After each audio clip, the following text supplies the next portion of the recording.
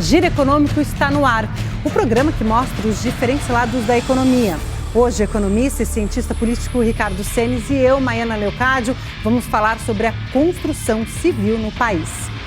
Pelo segundo ano consecutivo, o setor apresenta melhor desempenho do que a economia nacional.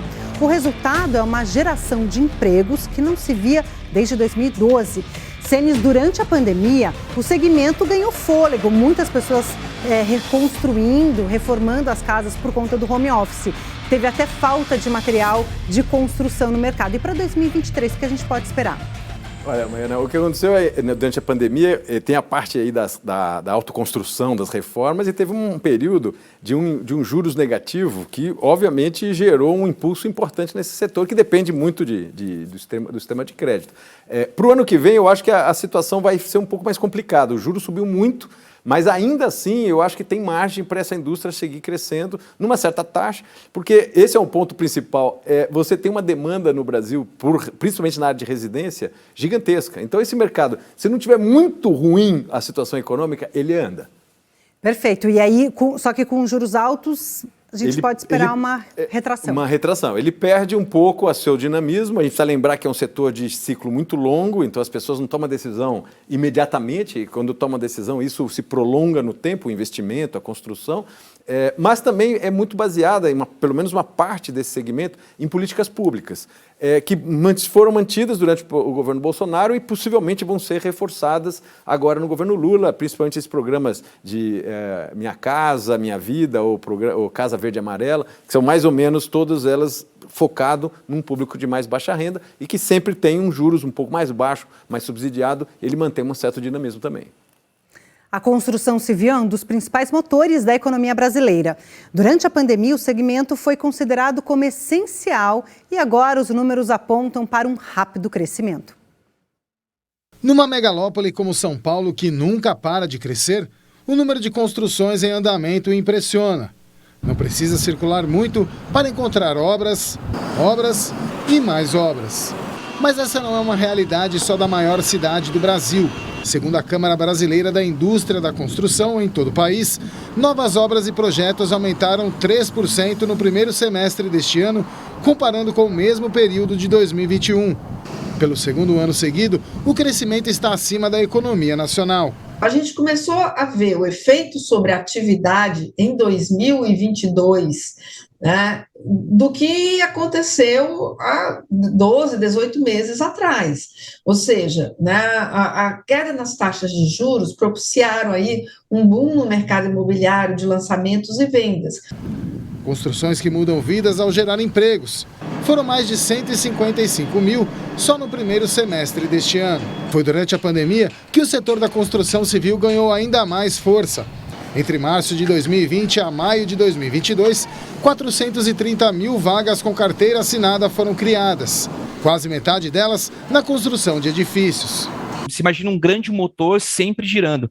E mesmo nesses momentos difíceis de crise, etc., as pessoas precisam viver, as pessoas precisam reformar, as coisas precisam continuar acontecendo. E a construção, ela está presente aí, por mais que a gente não veja, no nosso dia a dia. Olhando os dados do CAGED, né, do emprego formal, a gente vê que a construção está respondendo aí por cerca de 10% dos empregos que foram gerados no ano até setembro, enquanto que a participação dela no total de empregados é inferior a isso, 6%.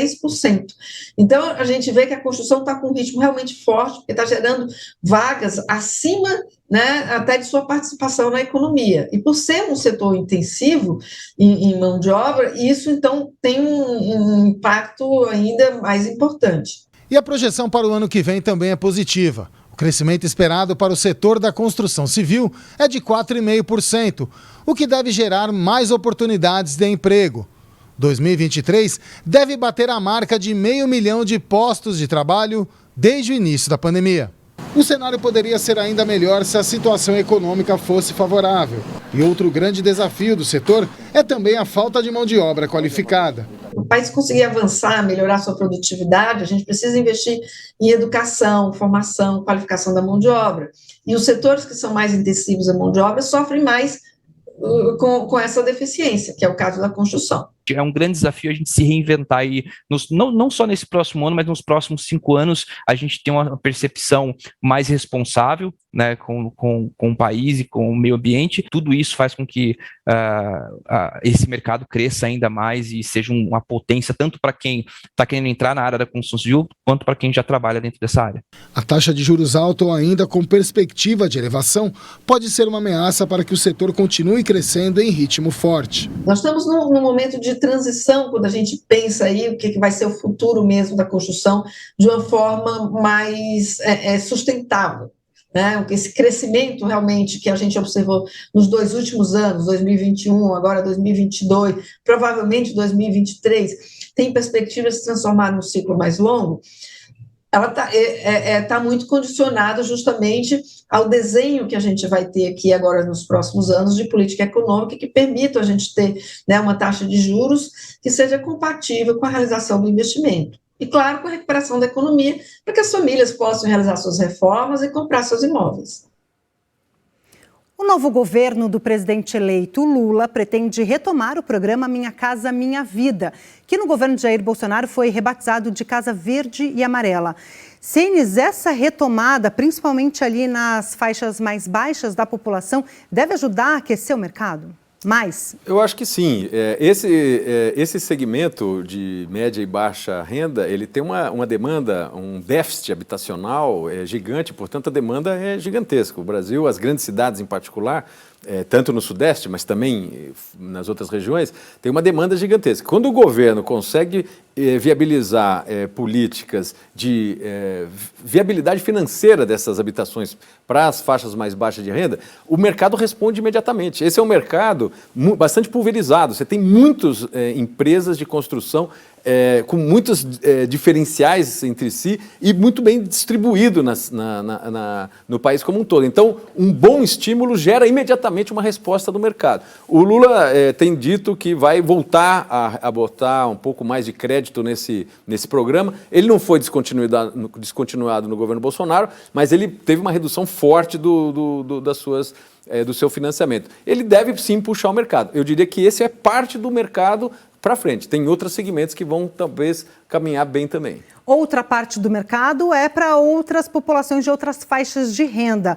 E a gente tem um gráfico aqui que mostra justamente isso, né? As unidades residenciais lançadas. Exato. Eu acho que esse é um ponto interessante. Essa é uma indústria que vem num certo movimento crescente aí desde meados da década passada. Obviamente que a pandemia e a situação mais recente reduziu um pouco o ritmo dos lançamentos, mas é uma indústria que vem com um dinamismo bastante importante. Quando a situação econômica e as políticas públicas estão mais ou menos alinhadas, a resposta é muito positiva. O problema é que agora, por exemplo, o novo ciclo que se iniciou aí no final do ano passado e deve predominar mais uns 2 anos, é de uma taxa de juros muito alta.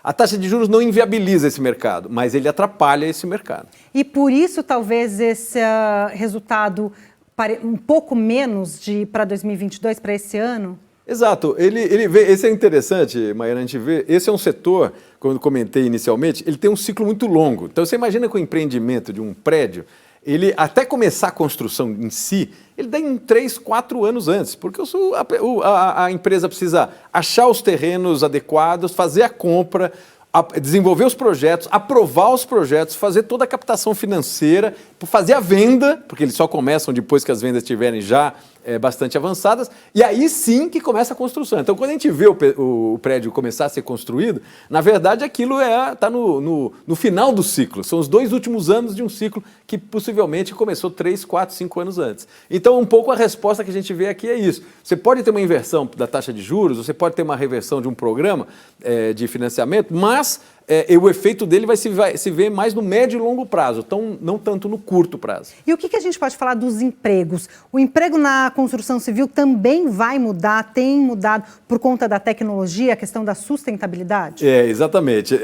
Esse é um setor que emprega muito, né? E ele responde relativamente rápido quando você tem boas políticas. A questão é que nós temos um padrão tecnológico ainda no Brasil que é de relativamente baixo nesse campo. É mão de obra intensiva. Então você vê em muitas dessas construções, são muitos trabalhadores, às vezes, fazendo um molde, né, fazendo as estruturas de metal e etc. Em geral, quando você compara esse nível de tecnologia com o resto do mundo, você vê que a construção civil no resto do mundo é muito mais tecnologizada, ela é muito mais industrializada. Ela tem mais partes feitas dentro de indústria, de galpão industrial, que chega pronto na obra, do que aquela parte que é feita na própria obra. Então, o Brasil ainda não chegou nessa fase, está caminhando, mas ainda ela é um perfil de mão de obra intensivo e de média e baixa qualificação. Quando você muda o padrão tecnológico, não é que para de ter impacto no emprego, mas ele muda o perfil do empregado. E de um emprego com um salário maior, né? O salário maior tende a ser mais industrializado do que essa a forma de construção hoje, né? Então, as peças chegam mais prontas, em alguns casos chegam completamente prontas, você só faz a montagem no local da obra. Tem vantagens também que, por exemplo, você reduz drasticamente os resíduos da obra, então você também não tem esse serviço de retirar entulho, de limpeza, isso é muito mais fácil. Então você muda a lógica do empreendimento, a velocidade do empreendimento, mas também muda o perfil da empregabilidade desse empreendimento. E quais são os entraves ainda da construção civil? Eu acho que tem um grande que foi indicado aí já em alguns estudos, que é a estrutura tributária. A estrutura tributária do Brasil ainda gera um favorecimento a uma tecnologia na construção civil mais rudimentar. Por N razões, né?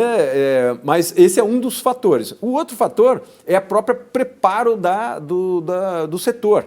Né? Você tem hoje novas indústrias de construção se estruturando com bases tecnológicas completamente diferentes, mas ainda é uma parte pequena dentro do setor. Eu acho que a tendência é crescer. Quando você vai para imóveis mais industriais, você vê que já estão muito mais industrializados, né? Já são peças muito mais modulares, estruturas metálicas que você monta rapidamente e etc. Mas ainda tem um déficit tecnológico na média da empresa hoje que está voltada para a construção civil. A seguir, depois do intervalo, vamos falar sobre a desindustrialização do Brasil. A indústria brasileira vai amargar o maior déficit da história. Depois do intervalo, Ricardo Senes explica os principais motivos para essa queda. É já, não saia daí.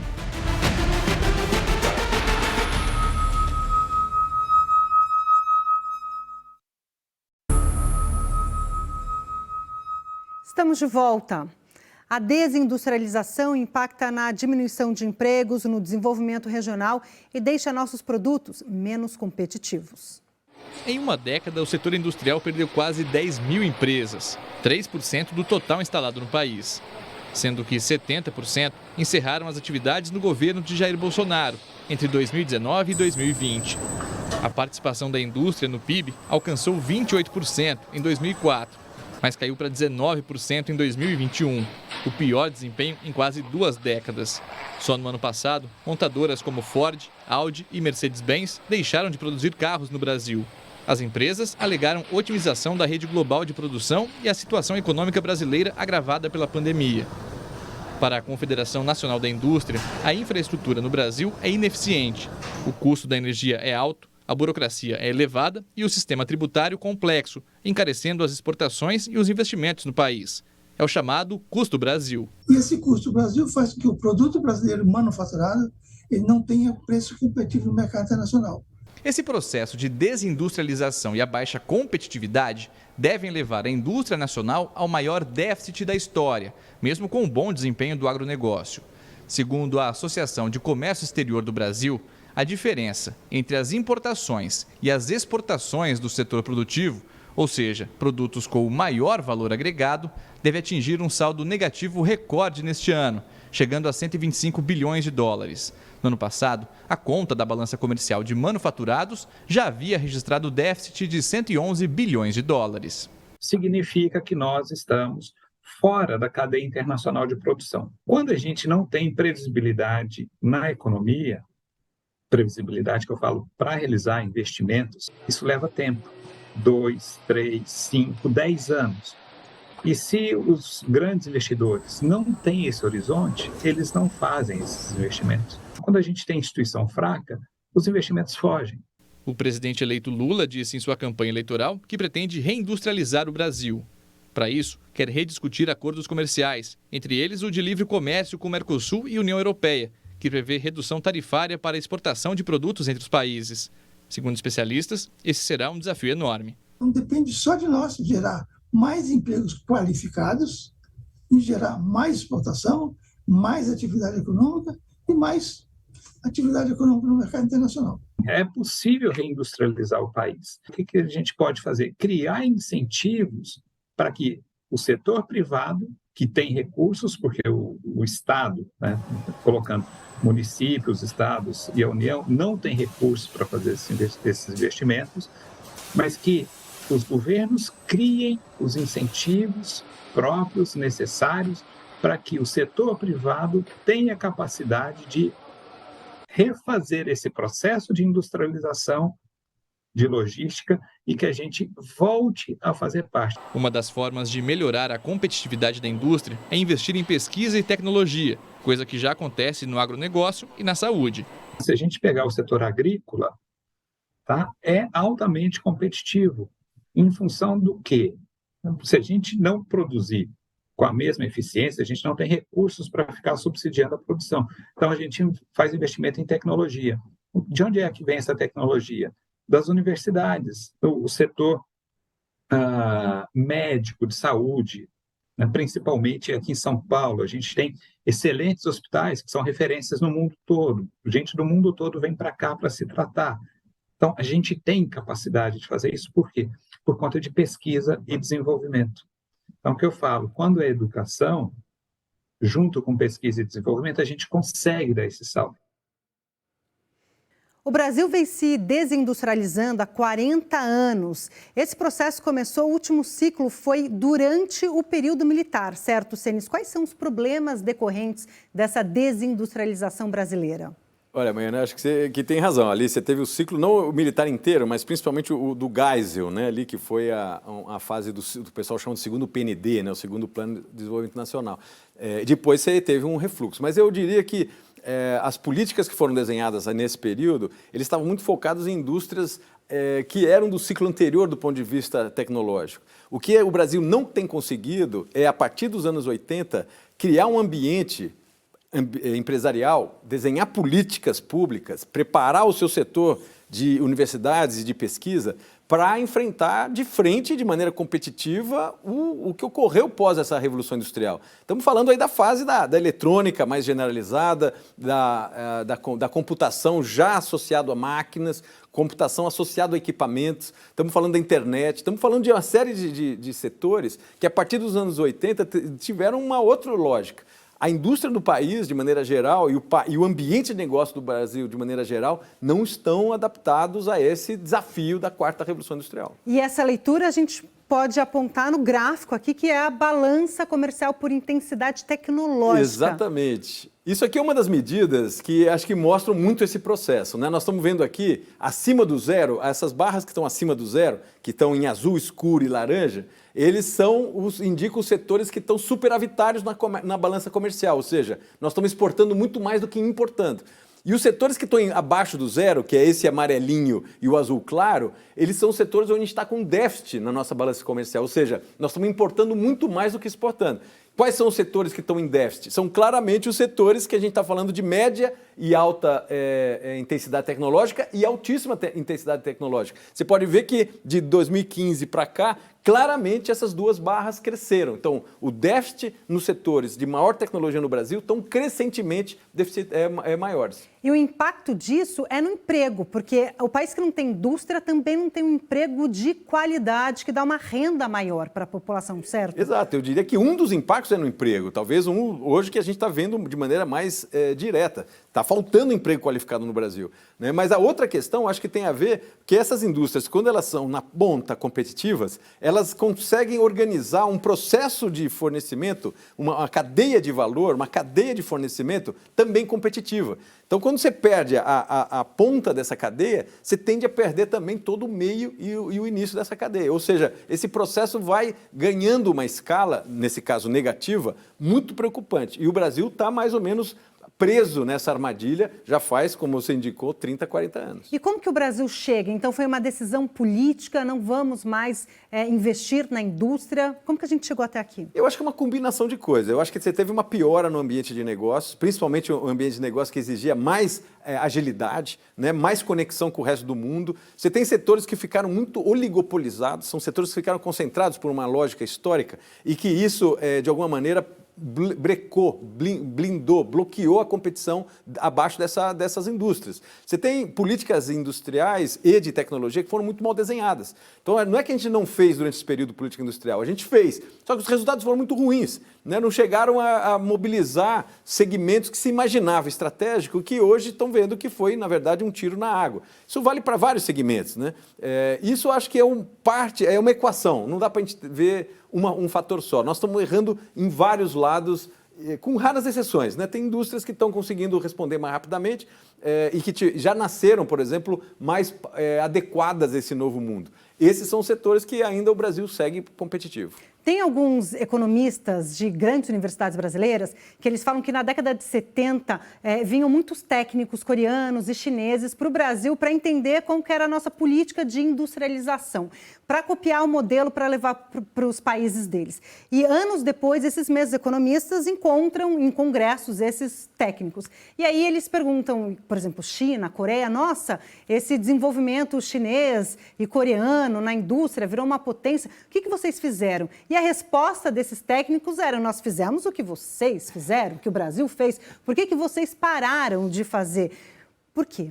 Essa é uma boa explicação. Você viu que em uma das entrevistas aqui da matéria se sinaliza para a ideia de a importância das instituições consolidadas, né, mais ou menos estabilizadas, para gerar um ambiente de negócio favorável. Isso é um dos pontos que esses países tiveram, a Coreia e a China, e o Brasil não teve, né? O Brasil segue tendo, estamos vendo agora essa transição de um governo para outro completamente caótica, um grupo não aceitando as eleições. Então, isso tudo trava o investimento, em particular o investimento mais de longo prazo, mais estratégico, que demora mais tempo para amadurecer. Esses investimentos começam a sair do país. Então, assim, eu diria que a instabilidade institucional é mas eu diria que também esse envelhecimento do ambiente de negócio, e a gente também mencionou na matéria um deles, por exemplo, a questão tributária. Se há uns 20, 30 anos atrás esse nó tributário no Brasil já era um problema, hoje ele é impeditivo. Você não tem como ter uma empresa, um setor desenvolvido, tecnologizado, conectado com o mercado internacional como o sistema tributário que a gente tem hoje.